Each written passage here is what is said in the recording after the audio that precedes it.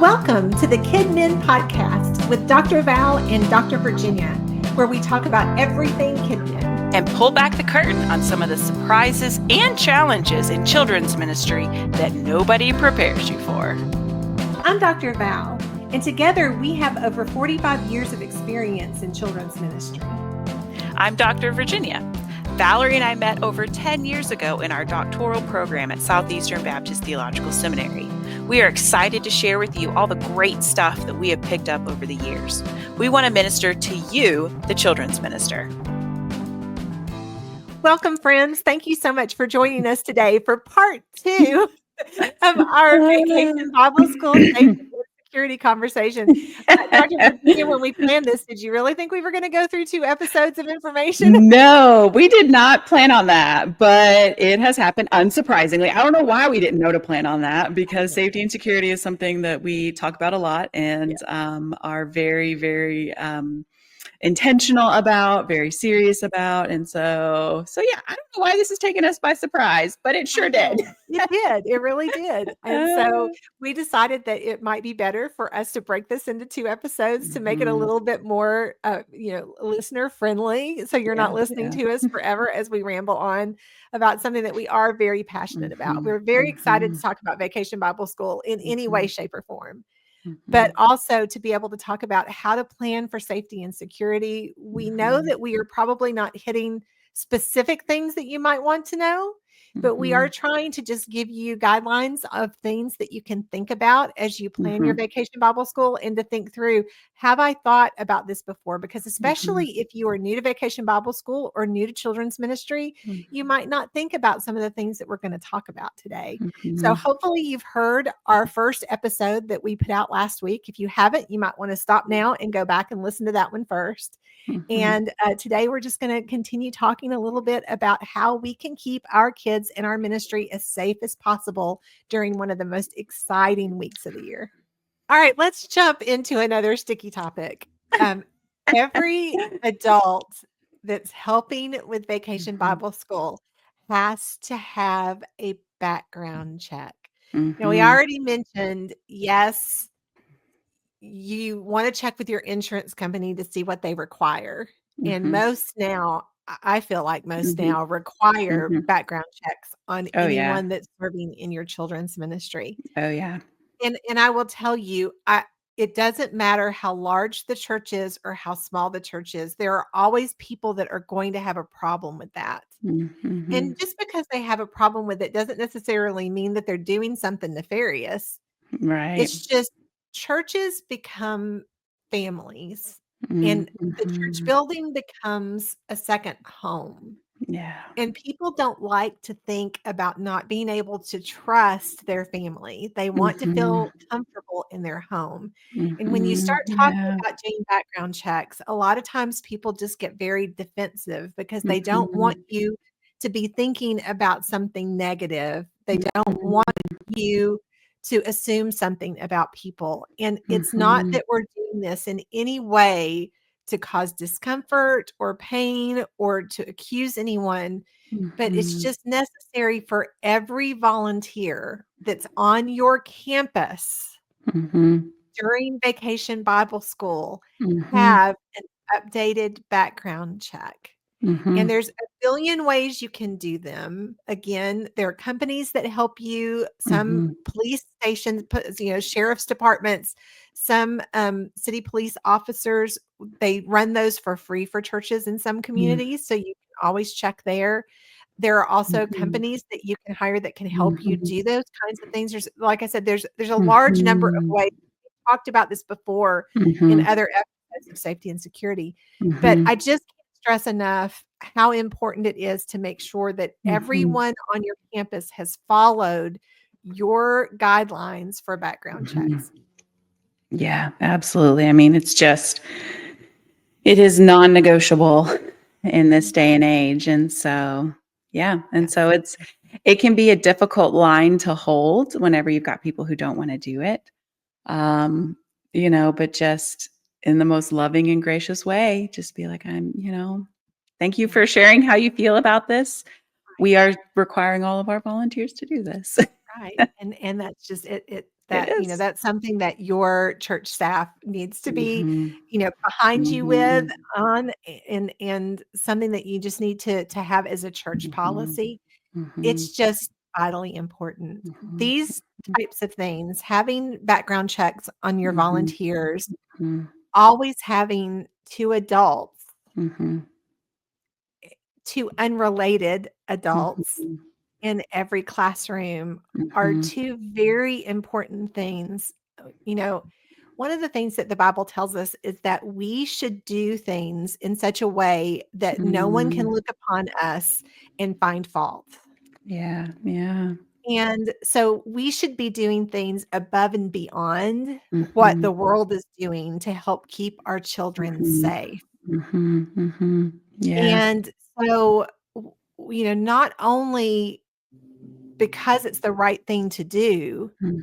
but also for your own protection, for your own Mhm. liability, for your church's Yeah, liability, for your yeah, volunteers' liability, there yeah. need to be written policies on background checks, on Mhm. 2 adults being in a classroom, a Mhm. bathroom policy for Mhm. how your Mhm. adults, help children in Mhm. restrooms and Mhm. take them to the restroom. Those Mhm. types of things are expected now, and Yeah. one of the things that I always kind of did, and I know it sounds very strange, but in my mind, I've always been a rule follower. I'm just one of those people that always tries to make sure that I follow the rules, Mhm. and so, really early when I was teaching in a classroom, one of the things that I always thought was if I was standing before a judge Mm. because of a situation that happened in my classroom, can I say that Mhm. I've done everything possible to keep my children safe? Mhm.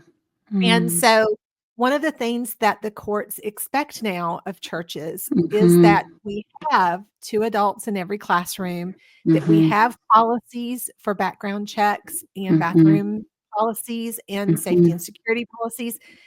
Courts have come to Yeah. expect that. And so if there Yeah. ever is a situation that happens where you do have to go to court, Mhm. you want to be able to say, "These are the policies that we have in place. These are the things that we did to follow these policies." Mhm. And so to me, it was just always a very helpful thing that I kept kind of in Mhm. the back of my head to say, "Okay, have I done everything in this situation that I Mhm. could to keep my kids safe?" Yeah, amen.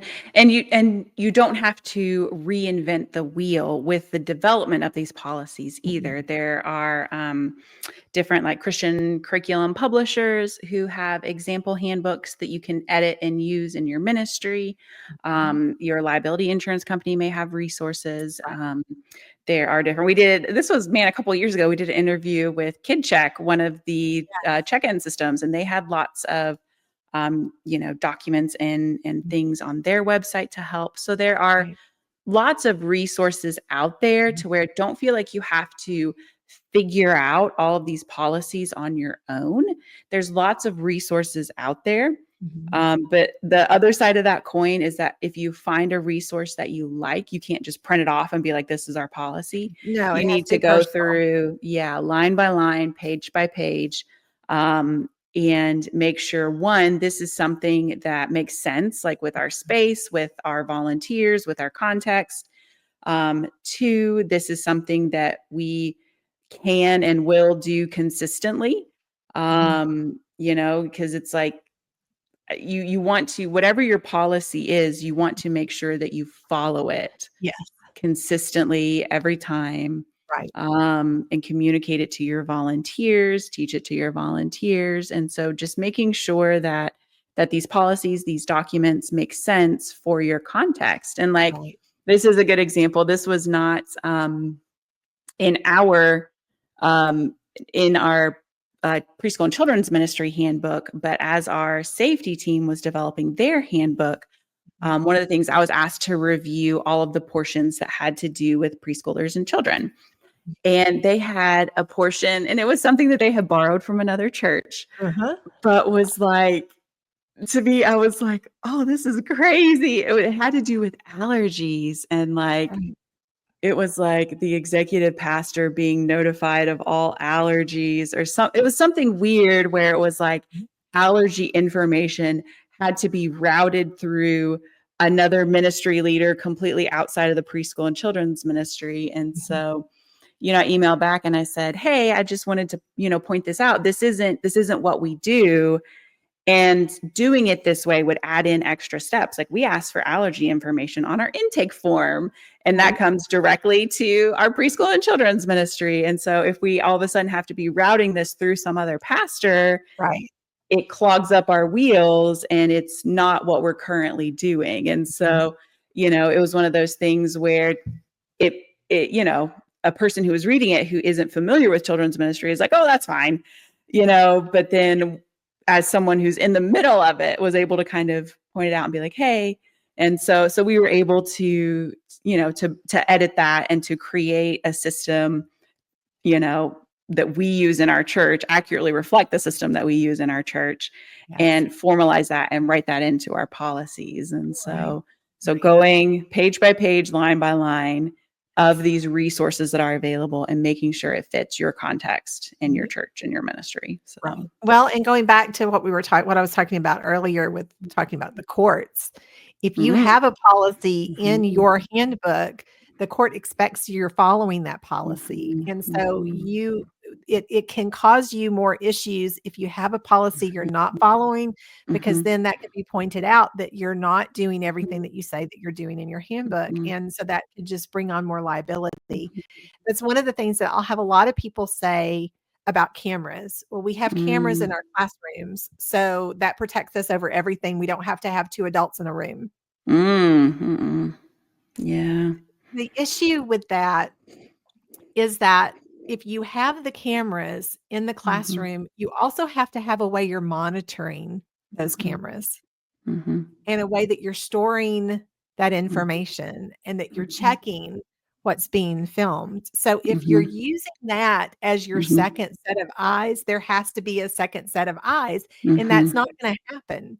I've never met a church that has any kind of an ongoing policy to be able to watch the cameras during a class time. It just can't happen. Now, it's not that those cameras can't be helpful, so that you do have like a camera to show that you did have 2 adults in the classroom if something happens. So, you can't be misaccused of something. But again, you have to have a policy for how that information is being stored. It can't be running and then nobody ever check it or nobody ever save it, or, there has to be a plan in place. So it actually can cause you more liability if you don't have a plan in place.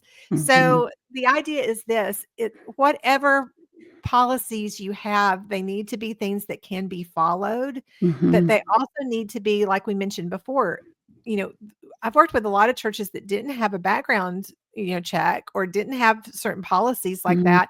And then when they checked their insurance policy, they found out that not having these things could void their insurance policy. So you need to make sure that you've got yourself covered if there is an emergency, if something does happen. And so, you have to be able to protect the ministry as a whole. And we don't want to think of things in that way. But I think that we want to make sure that everything we're doing is done well and with integrity, and that we are following the guidelines that we've been given. Yeah. One of the things that I've always done for Vacation Bible School as well is to have volunteers check in when they come into the building at the beginning of VBS for the day. That way I had a check-in sheet that I could very quickly just look at to make sure that everyone was in their classrooms and that everybody was covered. Because I always worried that if somebody was running late, if maybe I never wanted there just to be one person in a classroom by themselves. So it's great if you have hall directors that can check those kinds of things. But even if you don't, if you just have a main check-in point where they come in, you can very quickly look at a clipboard and look through the boxes and just see that all the boxes have been checked. So you know that everybody's there, and it just gives you that extra sense of security, knowing that before you allow the kids to be, taken to the classrooms or dropped off, that you have everybody in place so that you don't have an empty classroom that kids are being taken to and just left. Because that can happen. A lot of times parents will come in and say, oh, your teacher's not here yet. Just wait here in the classroom until they come, and then they'll leave before the teachers actually get there. So you want to make sure that you have all your volunteers in place.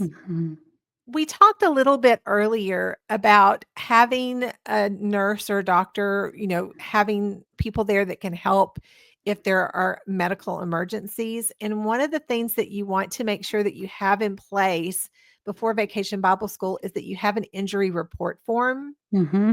So that if a child is injured during Mm-hmm. VBS, even something Mm-hmm. as small as, complaining about a hangnail or a cut on their finger, or something as large if they fall on the playground and break their arm, there's Mm-hmm. all sorts of different things that can happen during Vacation Bible School. And so you do Mm-hmm. want to have a form that the volunteers that are with that child when that happened can fill out, that can explain the situation. But you also want to make sure that you have health forms on all your volunteers as Mm-hmm. well, because I have had over the years volunteers have medical emergencies during Vacation Bible School.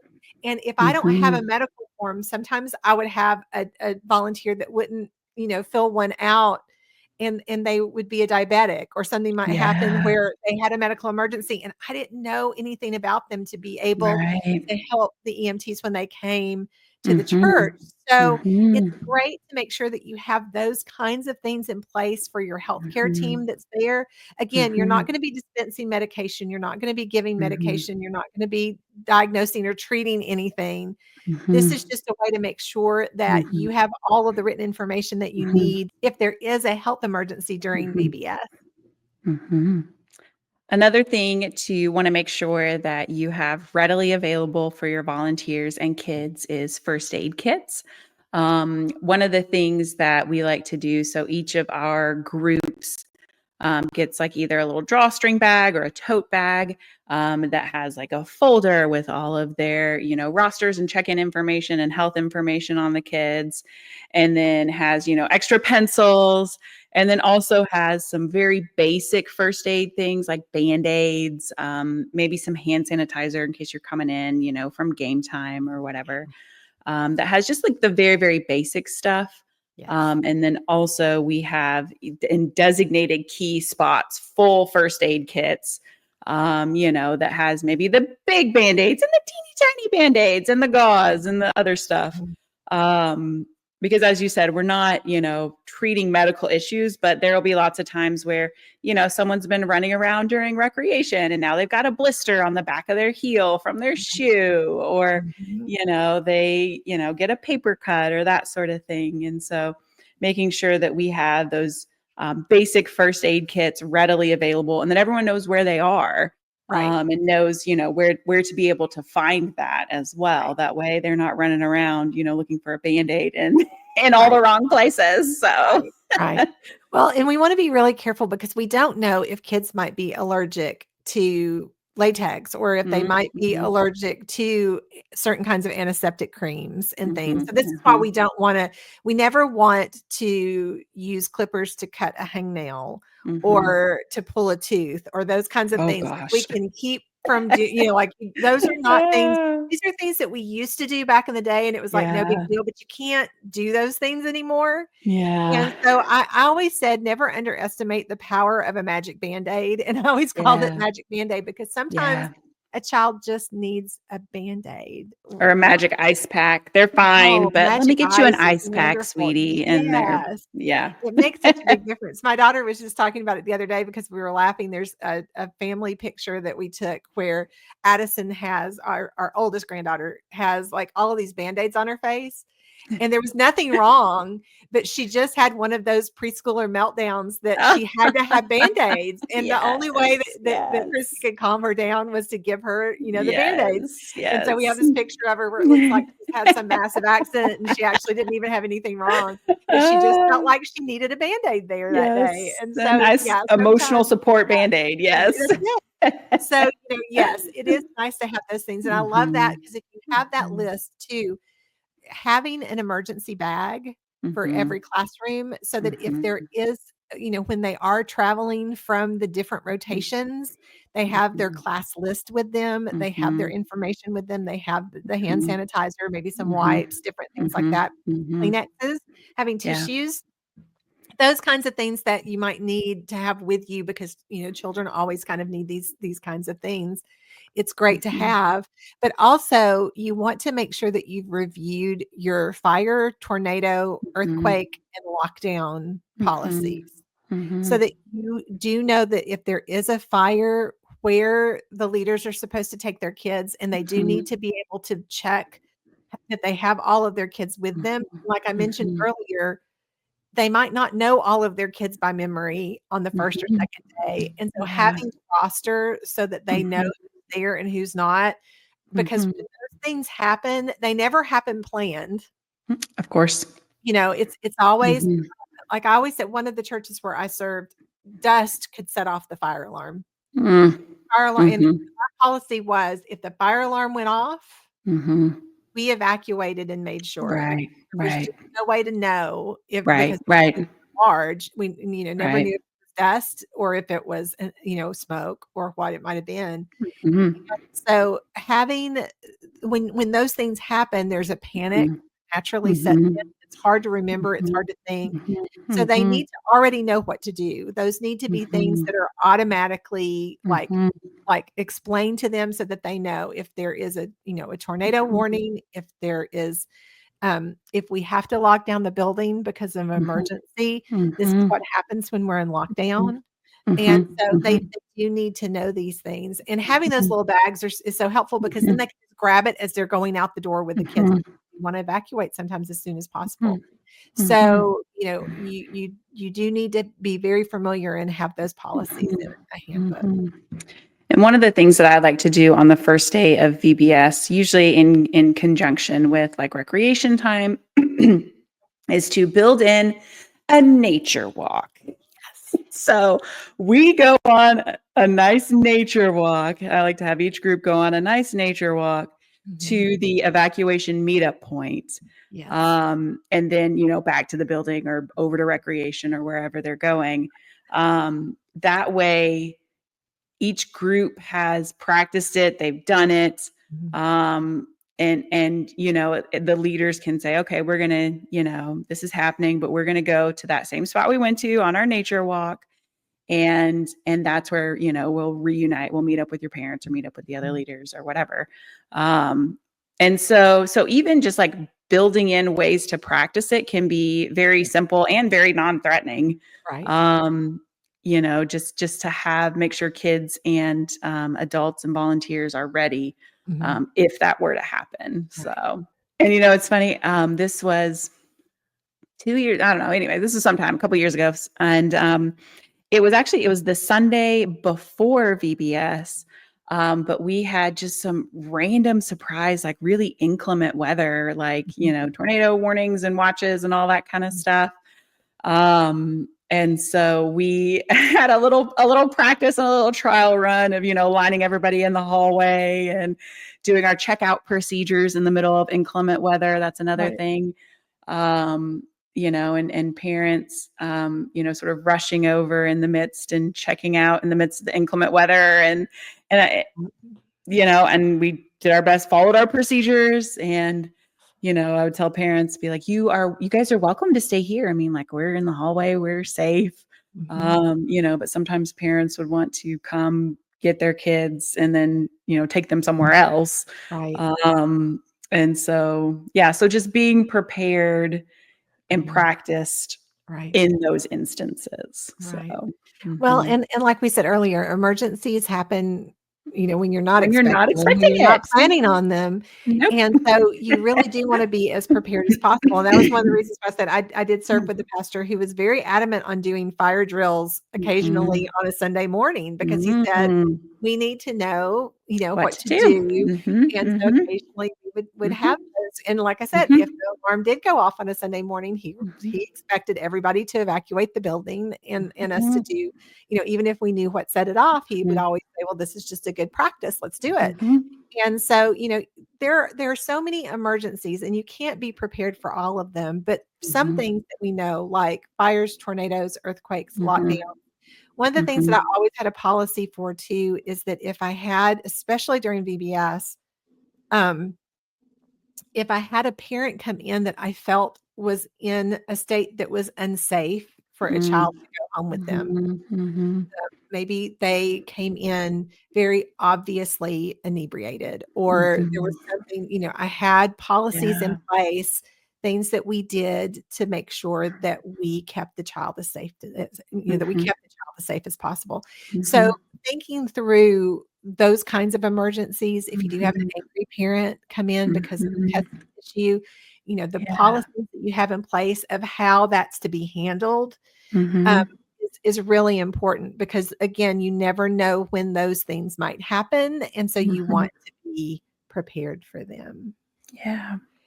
One of the things that's really important, though, as we're talking about these policies and procedures that you're creating for emergencies, is to make sure that you have a handbook just for Vacation Bible School that's going to help your volunteers learn those policies. And that means that you really do need to have a mandatory training meeting for your volunteers. And when I say mandatory, I don't mean that it necessarily all has to be on one day, or, there have been times when I know of extenuating circumstances where I would just meet with that volunteer and go over, questions that they may have with the handbook as well. So there's lots of different ways that you can do it according to the number of volunteers you have and the time you have and what you can do. But I think it's really important that there is a time where you discuss these policies and you let them know how seriously you take them, and give them a chance to ask you questions and to look at the handbook to be able to say, and it doesn't need to be a big, huge, thick, binder.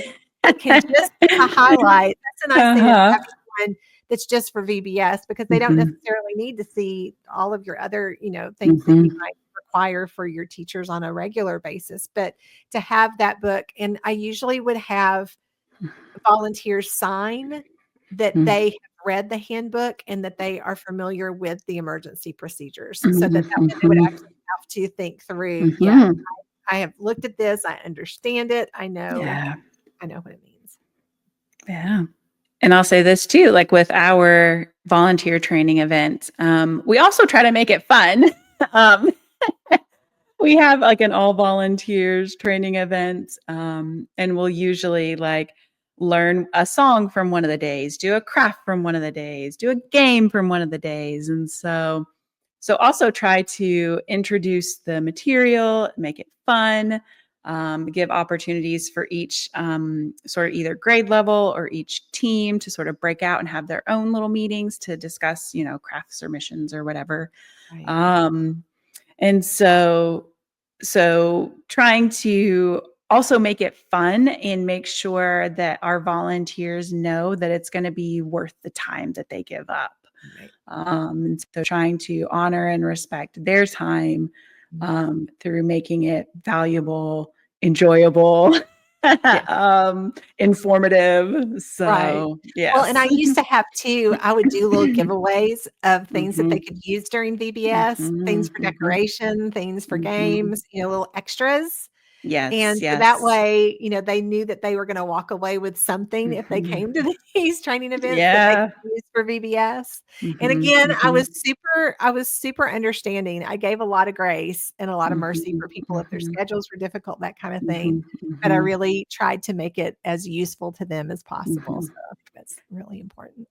And in this day and age too, I mean, everybody knows how to make a video on their phone. So if you've got people who can't attend, I mean, it's not difficult to either record your training event or record like a synopsis of the high points, for those volunteers. And so, I mean, it doesn't have to be a high quality production. It just needs to communicate, the high points of what volunteers need to know and understand prior to VBS. So it's not too difficult to come up with a pretty good video these days. So yeah. We already kind of touched on it a little bit, but having a procedure for allergy alerts and your thought process on snacks and what you're going to provide. I think we talked about in one of our list episodes where we were talking about our favorite things. We were talking about, VBS snacks for my generation back in the day when I was a kid was, the red Kool-Aid and an Oreo or a cookie or an animal Yes, cracker or something like that. yes. And I know that snacks have gotten a lot more complicated and a Yes, lot more yes, interesting yes. these days, because that's an important part of Vacation Bible School. Mhm, But we want to make sure we're keeping our kids safe and that we mhm, have mhm, mhm, allergy-free options, that we mhm, know if we have kids that have severe allergies that can't even be mhm, around peanut butter, maybe that mhm, should be something that we don't even offer to mhm. anyone during Yeah, snack time. So we wanna be really thoughtful about snacks so right. that we can make sure that kids are as safe as Mhm, mhm. And allergy alerts is one of those things that I am very intent on. And again, it comes from one of those times where I had experience of a family not disclosing a life-threatening allergy. And then, I mean, thankfully, praise God, the child had not consumed or come in contact with the allergen. But It's just, so scary. yeah, family not sharing that information. And so I probably overpost allergy alerts, physical signs in our buildings, but then also emailing parents ahead of time, be like, all right, this is, the snack for each day. Right.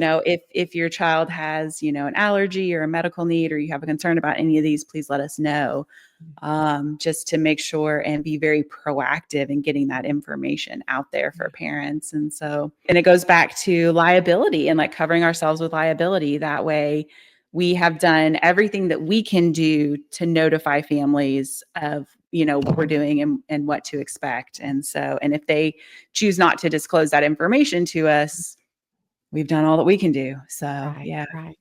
Well, and that's why a lot of the VBS curriculum will have a allergy alert poster that can be Mhm, put outside a classroom door, so mhm, that if parents do drop off in the classroom, and I would just mhm, laminate those and mhm, make sure that the teachers had like a write-on wipe-off marker each yeah, day. And not only did they put any food that was going to be eaten, like mhm, what was going to be the snacks, but also if there mhm, were anything in the classroom, like if we were going mhm, outside, mhm, if we were bringing mhm, in sand or, mhm. flowers or We're doing an leaves activity with pine or cones or whatever. yeah, Yeah, yeah. whatever the activity, if there was Mhm, anything that anyone could possibly be allergic to, I made sure that it was on that poster each day, and then you could just wipe it off and add the mhm, next day, and they will last. I mean, they last a long time generally, but they definitely will mhm, last for your 5 days of Vacation Bible School or your mhm, 4 days or mhm, 3, however long you need it. But it was just a simple way to have that double check of saying, mhm, "We sent you information, we've let you know, we've put it mhm. on the doors." Yeah, We might mention it as you drop off if the teachers can, those kinds of yeah, things just to be sure. yeah, yeah, yeah. So, another one of those safety things that we might not think about is that if you are doing recreation in a field Mhm, or in a grassy area in your church facility, that you have done a safety check for hazards mhm, in those areas. mhm, Just mhm, because, a lot of times fire ant mounds will just mhm. appear suddenly in a Yeah, field that we have not been in a while. So you right. wanna walk those areas to watch Mhm, for those kinds of things. There might be wasp mhm, or hornet nests or mhm, beehives or there's all sorts of different kinds of outside mhm. hazards, broken tree limbs and things that because I'm telling you, if a kid can kick an anthill, they're going to kick the anthill. And when they Ah, do, they're gonna be yeah. covered in ant bites. And so, Yes, those are yes. the kinds of things that you really do have to watch for that you don't necessarily think Mhm, about. If it has been mhm, raining a lot and it's really marshy in certain areas that you might not mhm, think about. So, whenever you're doing the checks for outside for your to do a playground check, to check for loose mhm, nails, for loose boards, mhm, those are things that you should do on a regular basis if you do use those facilities, but especially for VBS because there's going to be a lot of mhm, outdoor activity. And so there's just going to be more kids out there and they're going to mhm, find things that maybe your kids have never found. Yes, But when yes, there's a large yes, group of them, they're very yes, motivated yes, to find yes. things to mess with or to play with. And Mhm, so having the opportunity to mhm, check the fields and outside mhm, and your exits and entrance areas mhm, for water and for different things is a really smart thing mhm, to do before VBS. mhm. Yeah, and checking, and in that same vein, checking if you're using spaces for kids that you don't typically use for kids. Yes. Adult classrooms, student ministry classrooms, other areas that maybe kids aren't normally in. And it's totally fine for a group of senior adult ladies to have a cup full of Sharpies, but you don't want to put a room full of kindergartners in there with access to Sharpies. Oh, So being aware of, indoor spaces that maybe aren't as kid friendly and just going through them and asking your volunteers to wear. So, I always think about large furniture as well. A mhm, lot of adult classrooms will have larger pieces of furniture mhm, that might not be super sturdy if kids tried to climb on it or pull on them. mhm, Even mhm, TV stands, the rolling TV mhm, stands with the televisions and things on them, mhm. they Coffee topple carts. Mhm, super easy. They will mhm, fall over. mhm, And so anytime you have those kinds of things in a classroom that could be a hazard, mhm, sometimes kids mhm, take it upon themselves to mhm. just go for it. Go mess with it. Yeah, and Mhm. so There's a you wanna piano in the corner. Yes. oh, yes, and Yeah. those kinds of things can tip and fall in things Mhm. very easily, especially if you have kids climbing, hanging, jumping, Mhm, pushing. mhm, So mhm, you really wanna go through and if you have mhm, preschoolers especially, you wanna mhm. check those plugs, the outlets, Yeah, and all the things that are on their level, yeah. things that are lower and underneath things and down. So Mhm, you really do need to do a full sweep of each of the classrooms, no matter what age level mhm, is gonna be using them. mhm. And so we've already talked about having a checkout process if parents come in the middle of VBS and aren't Right, checking out during the normal checkout time, but also thinking through having a process for contacting parents if there is an emergency. right. One, being able to do that quickly, but also two, being able to do that in a controlled way. One of the things that I always express to my volunteers is that if there is a situation happening that needs immediate attention but is relatively minor, Mhm. they always want to have a clear point person to contact, whether that is like a hall director, their director of, their area, whether that is you or a VBS director, having a clear point person within the church to contact to be like, Jimmy, we just got done with game time. Jimmy is breathing pretty heavy. He's kind of wheezing a lot. Mhm. His form says that he has asthma. I'm starting to get kind of concerned. We want them to have a clear, point person within the church who is their first point of contact. Right. And then to have a process or a procedure for who contacts parents. Yes. Because the last thing I want is for Jimmy to be wheezing in a classroom, the teacher to take it upon themselves to call Jimmy's mom, and I have no idea that any of Right. that is happening. Right. Right. And so you want to have a clear process or procedure, for your volunteers, to know who to contact and to know what that's going to be and who is the person that contacts parents. Right. Obviously, if the building's on fire, then their first step is to call 911.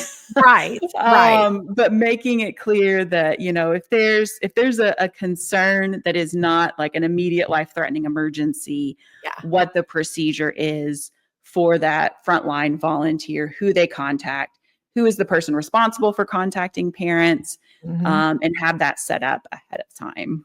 Right. Right. Because sometimes volunteers that aren't experienced might also panic over Mhm.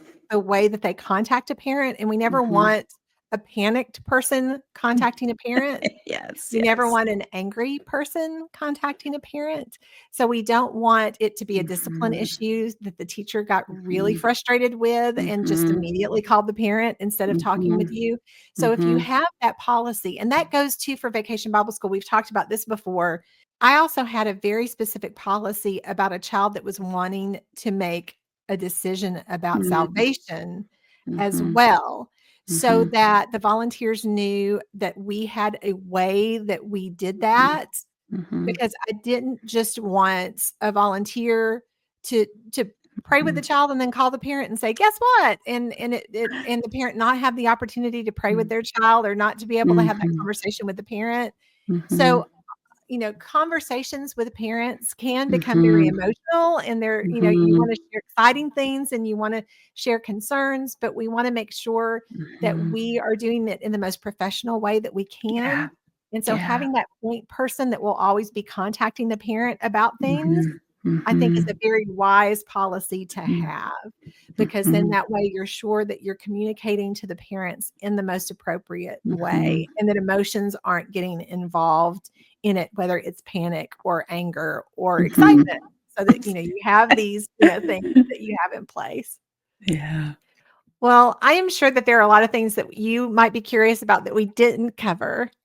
And so, what I would love to ask of you is that if you have a specific question about Vacation Bible School, about safety and security for Vacation Bible School, if you will send us an email and let us know what that is. If we have enough, maybe Dr. Virginia and I can do another episode where we answer some more specific questions Mm, about VBS and about safety and security, because we do mhm, love Vacation Bible School. We love talking about it. We love mhm, helping people plan for it. And so we would love to know what your biggest concerns are and what your mhm, biggest struggles are, so that we could maybe give you some more specific information about that.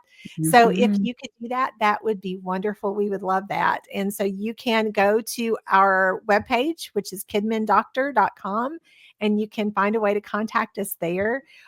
Or you can send us a comment on whatever way that you listen to our podcasts. If you watch mhm, on YouTube, or if you listen on Apple or Spotify or Podbean, there are ways mhm, that you can send us messages. And so we would love to hear more from you and know how that we can meet you where you are in a more mhm. effective way.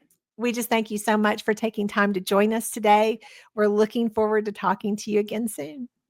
Bye bye.